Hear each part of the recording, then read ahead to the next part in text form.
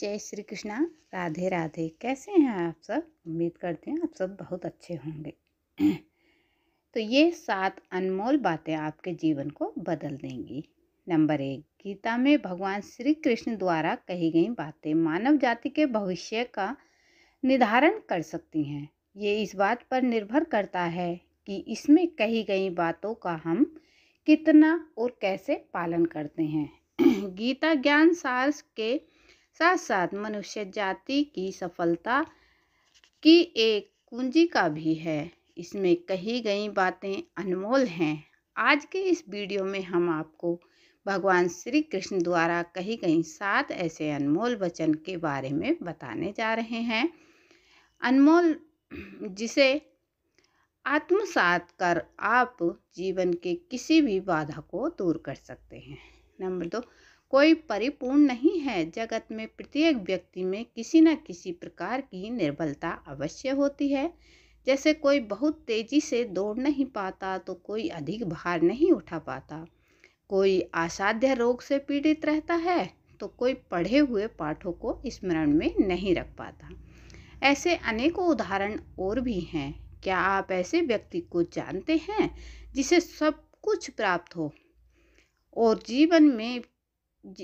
हम जीवन की उस एक निर्बलता को जीवन का केंद्र मानकर जीते हैं, जिस कारण वह सदा हृदय में दुख और असंतोष रहता है। निर्बलता मनुष्य को जन्म से अथवा संजोग से प्राप्त होती है, किंतु उस निर्बलता को मनुष्य का मन अपनी मर्यादा बना लेता है।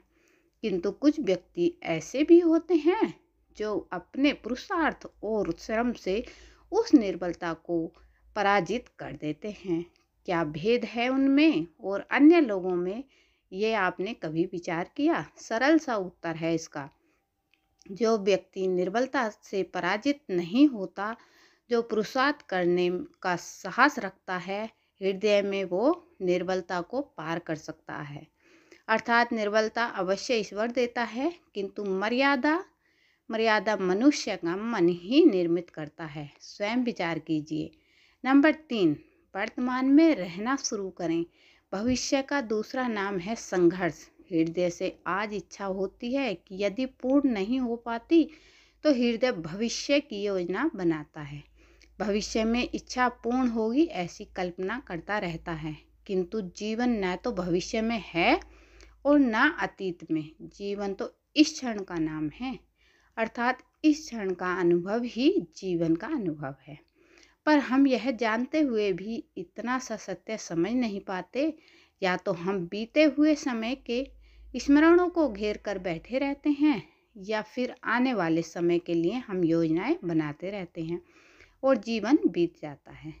एक सत्य यदि हम हृदय में उतार लें कि ना हम भविष्य देख सकते हैं, ना ही भविष्य निर्मित कर सकते हैं, हम तो केवल धैर्य और साहस के साथ भविष्य को आलिंगन दे सकते हैं, स्वागत कर सकते हैं भविष्य का। तो क्या जीवन का हर पल जीवन से नहीं भर जाएगा? नंबर 4, कोई भी ज्ञान कैसे प्राप्त करें? ज्ञान प्राप्ति सदा ही समर्पण से होती है, ये हम जानते हैं, किंतु समर्पण का वास्तविक महत्व क्या है? क्या कभी विचार किया है? मनुष्य का मन सदा ही ज्ञान प्राप्ति में अनेक बाधाओं को उत्पन्न करता है। कभी किसी अन्य विद्यार्थी से ईर्ष्या हो जाती है, कभी पढ़ाए हुए पाठों पर संदेह होने लगता है और कभी गुरु द्वारा दिया गया दंड मन को अहंकार से भर देता है। नहीं, क्या ऐसा नहीं होता? ना जाने कैसे कैसे विचार मन को भटकाते हैं और मन के इसी अयोग्य स्थिति के कारण हम ज्ञान प्राप्त नहीं कर पाते।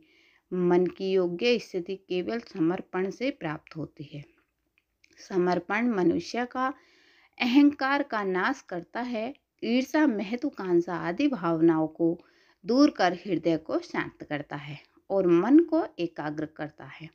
वास्तव में ईश्वर की सृष्टि में न ज्ञान की मर्यादा है और न ज्ञानियों की। गुरु दत्तात्रेय ने तो गाय और श्वान से भी ज्ञान प्राप्त कर लिया था।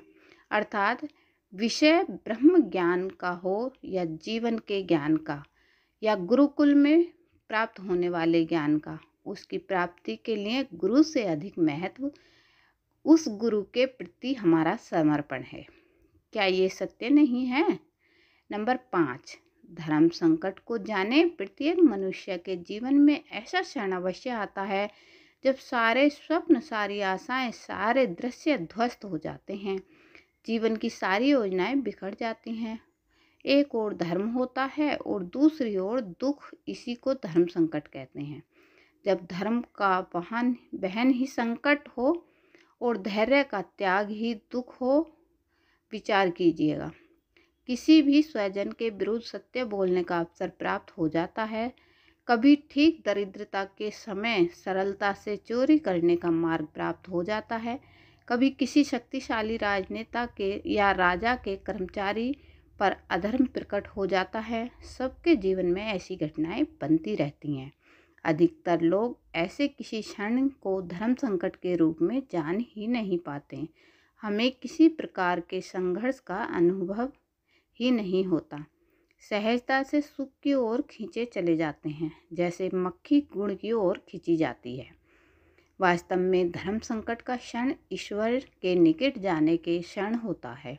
यदि हम संघर्षों से भयभीत न हों, सुख की ओर आकर्षित न हों, अपने धर्म पर दृढ़ रहें, तो ईश्वर का साक्षात्कार दूर नहीं।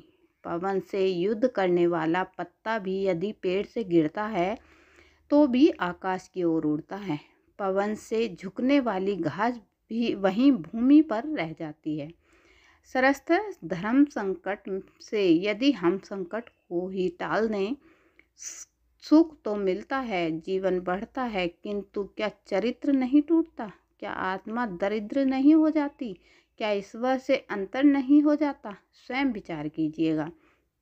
नंबर 6, रिश्तों में खटास के का कारण दो व्यक्ति जब निकट आते हैं तो एक दूसरे के लिए सीमाएं और मर्यादाएं निर्मित करने का प्रयत्न अवश्य करते हैं। यदि हमारे सारे संबंधों पर विचार करेंगे तो देखेंगे कि इन सारे संबंधों का आधार यही सीमाएं हैं जो हम दूसरों के लिए निर्मित करते हैं। यदि अनजाने में भी कोई इन सीमाओं को तोड़ता है तो उसी क्षण हमारा हृदय क्रोध से भर जाता है। इन सीमाओं का वास्तविक रूप क्या है?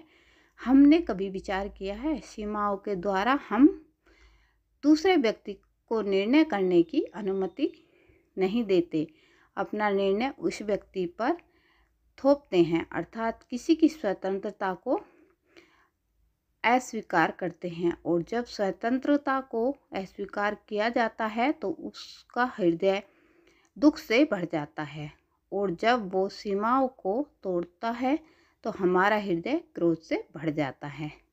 क्या ऐसा नहीं होता? और यदि एक दूसरे की स्वतंत्रता का सम्मान किया जाए तो किसी मर्यादाओं या सीमाओं की आवश्यकता ही नहीं होगी। अर्थात जिस प्रकार स्वीकार्य किसी संबंध का देह है, क्या वैसे ही स्वतंत्रता किसी संबंध की आत्मा नहीं? स्वयं विचार कीजिएगा।